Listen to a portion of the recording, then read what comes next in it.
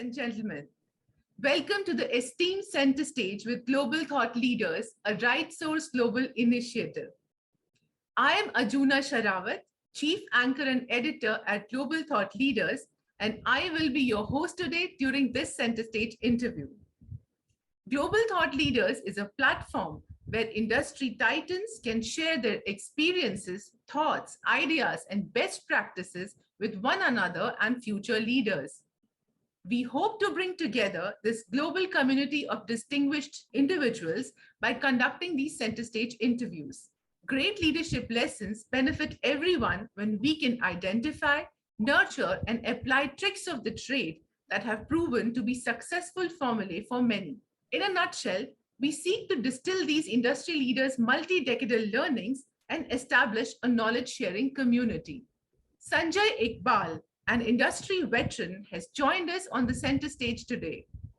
Sanjay is a business leader with over 26 years of corporate experience who has been involved in the development and growth of various businesses.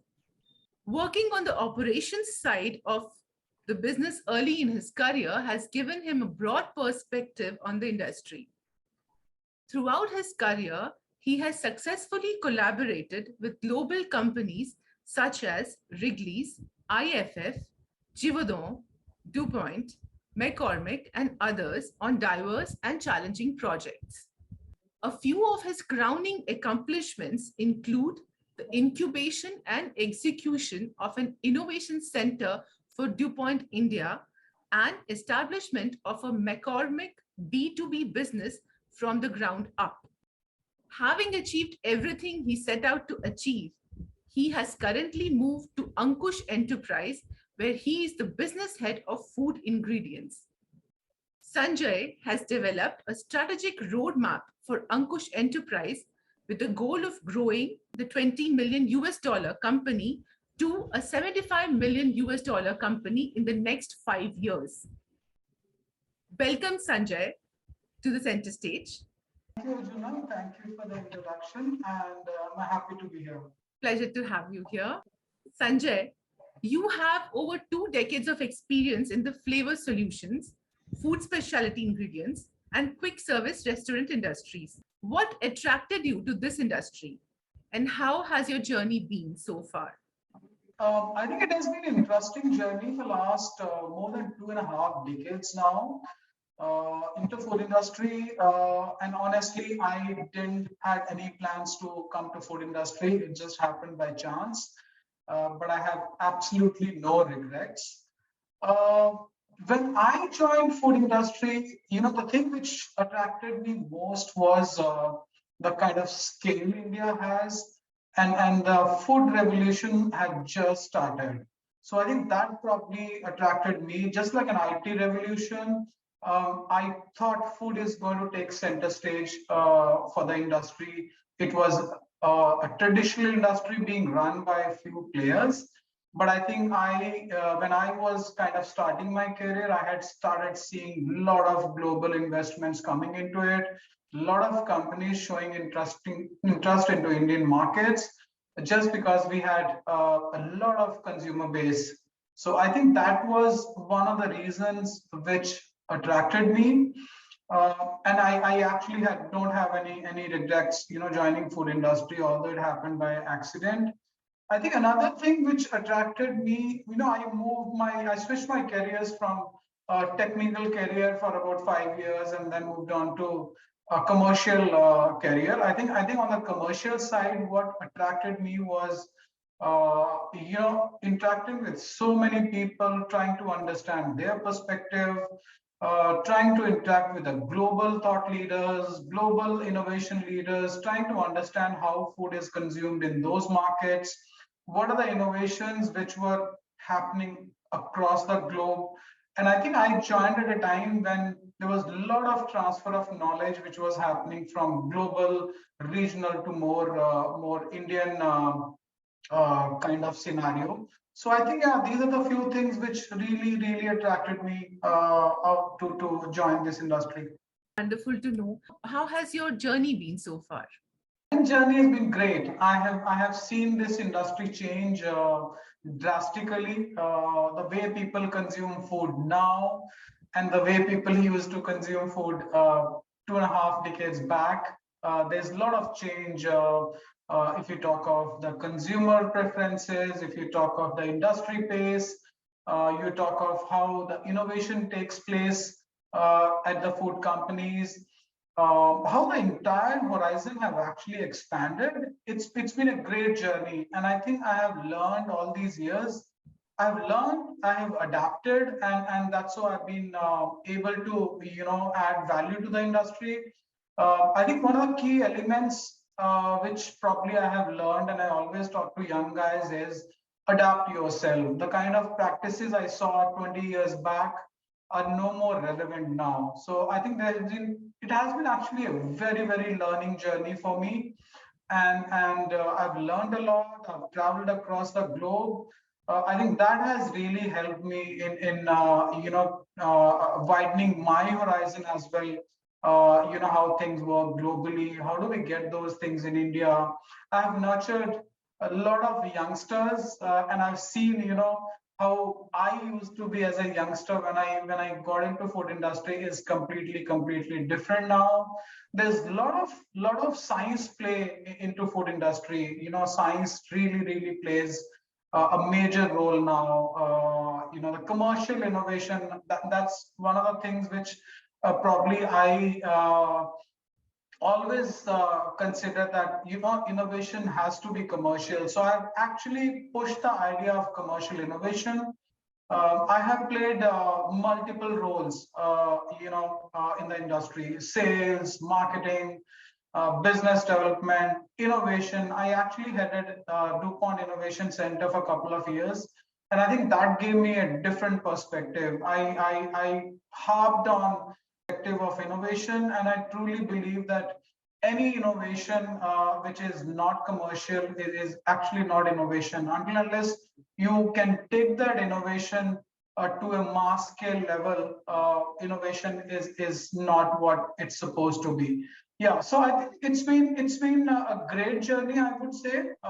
Learning years, execution years, strategizing years, and now, if I reflect back, what I see now, food industry is completely different than it was 2.5, 3 decades back.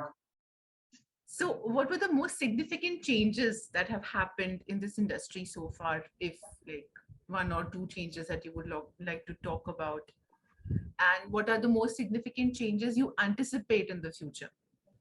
I think the biggest change is, which has driven this industry, is the globalization. As Indians, have they actually started traveling 2, 3 decades back. So that has brought in a lot of consumer expectations. The companies had to change the way they make food, or how they bring in new products into India. And I think consumers were the ones who actually drove these companies to bring innovative products into India. So globalization really helped. Another major change which happened is the pace of innovation has actually taken off like anything. A project which probably used to take 6 months to develop a new product and launch into the market. The time is the companies have tried to squeeze the time to 1 or 2 months. So that's a major change. Look at the distribution. I think supply chain, distribution, everything has evolved. The scales have gone up. The investments which have come to India for companies like Unilever's, Nestle's. Look at ITC, the portfolio, what they have on the food side now. Once known as a cigarette company, now half of their portfolio business comes from the foods business. So I think there's a lot of interest, not just in global companies about India. I think from a consumer-based point of view, we are catching up with China, and nobody wants to miss the bus at this point of time. So I think this action has been there for last 15, 20 years now, and I think this is going to continue. And how do you see Industrial Revolution 4.0 affecting the industry? And do you believe you're ready to deal with the changes ahead? I think from a you look at the aspects of how easy it is to get into business now in India, and I'm talking across businesses. You can actually set up a food industry without having your own manufacturing facility. There are so many manufacturing sites now which are available for you to just go and get your product done. One aspect, the ease of doing business is much better than it was 2 3 decades back. The manpower, the skilled manpower, how India have been generating food technology talent is amazing. Institutes like CFTRI, UDCT, Pantnagar, Longowal, NIFTEM. I think NIFTEM was a great initiative from the government of India, to nurture and develop this talent, which probably would be a need. And I think that was one of the big steps into the talent management part of Indian environment. So there are consumers here. There is a technology which is locally available. There are locally developed technologies which are helping all the new entrants into the food industry. So I do not think that India right now doesn't have anything which probably would be the need for the industry going forward. So I think we are on a right platform. We have shown the results, and I think this space is going to continue. Sanjay, in your professional career, you have worked with numerous global corporations. What were some of the important lessons you took away from these MNCs, and you have put them into practice? So, what were the important lessons, if you could throw some light on that? I think global organizations really teach you how to maximize your efficiencies. And one of the things which I learned from all these global companies early in my career is how do you create a vision for an organization? And when I say a vision, it probably could be a strategy. It could be a short-term strategy, a mid-term strategy, or a long-term strategy. And I think I've learned this very early. I started working for multinationals probably a couple of years into my career. And I think one of the big things which they harp on is have a plan. I think planning is really critical. And how do you plan? How do you create a strategy? I think that's one of the things which I've always implemented. Unless you know where you want to reach, there's no point starting the journey. Not just at a professional level, that's relevant at any of our personal levels as well. So I think creating a strategy, creating a vision, that's one of the things which I've learned from global companies. How do you bring in agility? How do you mitigate risk? How do you ensure that your compliances are in place? I think few of the things which multinationals really taught me, and they really do it well. And I've always practiced that in all my career years. Lots of learnings and application of those. Oh, absolutely. I think 26, 27 years is a long time. So I've learned, I've actually practiced all those things, and hope I've actually done those things successfully. That's what your career graph shows. You are an expert at forming new business teams and growing companies from the ground up. What aspect of this process excites you the most? And what aspect is the most challenging? I think putting a strategy in place is probably the first step and the most challenging aspect. And when I say putting up a strategy, it just doesn't mean that you put up a PPT, 3 4 slides of PPT showing plans, taking agreements. I think that's probably one element of it. I think aligning stakeholders that this is a strategy, this is how we are going to work, this is where we are going to reach. I think having that agreement, alignment with all the stakeholders is really, really challenging because when you do a strategy, people come from different perspectives, people have different ideas, people have different experiences which actually roll up to that strategy. So I think having that alignment that this is one strategy, these are the top 5 things which we are going to work. That's the most challenging aspect, exciting part of it, and the most challenging aspect as well. I think most another most exciting part is how do you forecast. We have our own experiences. We have seen the industry, so we will talk of our experiences. How do you foresee those experiences going forward? 5 years down the line, my experiences with certain trends, certain consumer insights may not be relevant, and how the Indian consumers have evolved in last 2 decades.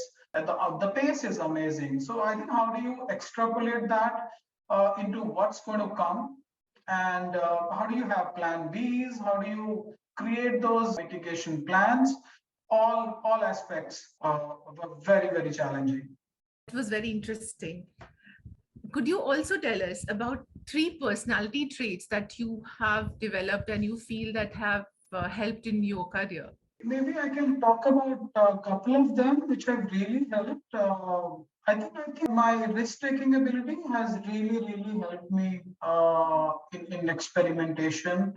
Touchwood, I haven't failed many times, but I think my risk-taking ability has really helped me. Whether the risk was with hiring people, whether the risk was me making those career moves, whether the risk was bringing in those investments on the forward-looking business opportunities into India, and I think that have really helped me.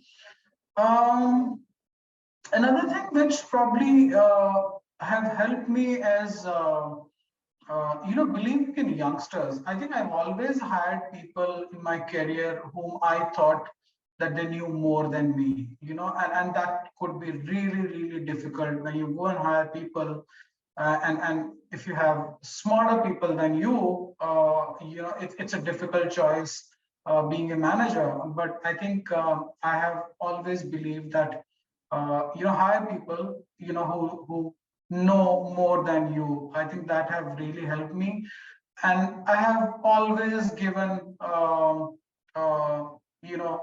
freedom to people, and I think that comes from how I have been treated initially in my careers. I was given a lot of freedom, and I think what that does to people is how people think out of the box. You give them freedom, they feel more accountable, and I think those are the few things which being part of, I mean, they have become a part of my personality now, but that has come from my past experiences, and those personality traits have always helped me. I really would like to congratulate you on the second one, which you said, that you always try to hire and work with people, even if they are younger, who have more knowledge, and you don't feel insecure. You know how to handle that. Absolutely, and that's why I said it's a difficult choice. But if you look at it, what I have done in last 15 years, 20 years may not be relevant now. So how do you for the at an organization level, how do you fill that knowledge gap? How do you fill that innovation gap? So you have to bring in people. In case your organization is progressive, having those aspirations to grow, I think you need to bring in people who know more than you. Sanjay, we'd like to hear your thoughts as a corporate governance expert on how this knowledge will help you and others like you deal with the board level challenges in the future. I think the kind of experience I have across functions, uh, across the organization, be it in operations, be it supply chain, be it in R&D, be it marketing, I think my experience will definitely help any company in terms of putting the strategies in place, putting the right people in place, having those compliance checks. I think few of the companies I work for really taught me, what compliance is. The zero tolerance on compliance is, there's no scope for any kind of errors. I think having an overall business experience really helps in terms of contributing to any company's growth. And when I say growth, may not be only in the shareholders' value, but how a company runs, how a company is a responsible company. Whether you talk of economic responsibilities, whether you talk of social responsibilities, I think I have a lot to contribute. Basis my last 26 years into industry. As you know, we have been building the Global Thought Leaders community for cross pollination of knowledge and a community of global directors for having a better governance in the country. What are your thoughts about these initiatives taken by Mr. Zishan Pathan and Mr. Heval Mehta? I think that's probably I would have expected this thing to happen about 10 years back or 15 years back, but I think that's a great initiative. I think with a lot of global companies showing interest into India, and I think that calls for a lot of understanding of how things work in India, how things work in the global environment. How do you manage compliances outside? And it's not that the defaults do not happen outside India. Defaults can happen everywhere, but the kind of outlook you should have when you come to the corporate governance aspect of business. I think having a global community, sharing the knowledge, sharing the experiences, having an understanding of how one of the big challenge I have faced is in my early career is corporate governance had very less relevance in India, and when people used to put in place few aspects of corporate governance based out of a corporate headquarters in US or anywhere in Europe, it was very difficult for people here in India to actually translate those into execution. I think those kind of gaps have reduced, but I think this initiative is actually going to create a huge knowledge base, which is going to help all these companies, who are interested in coming in India, all these companies who are already in India, and I think that's going to help the overall industry. I think I must compliment you guys that that's a great initiative. Thank you for this encouraging feedback. Sanjay, that was an excellent conversation with you. Your insights will, I'm confident, inspire the next generation of leaders. We wish you all the best in your future endeavors. Thank you for joining us on today's call with Global Thought Leaders. Have a wonderful day. Thank you for having me here, and you have a great day. Thank you. Pleasure. Thank you.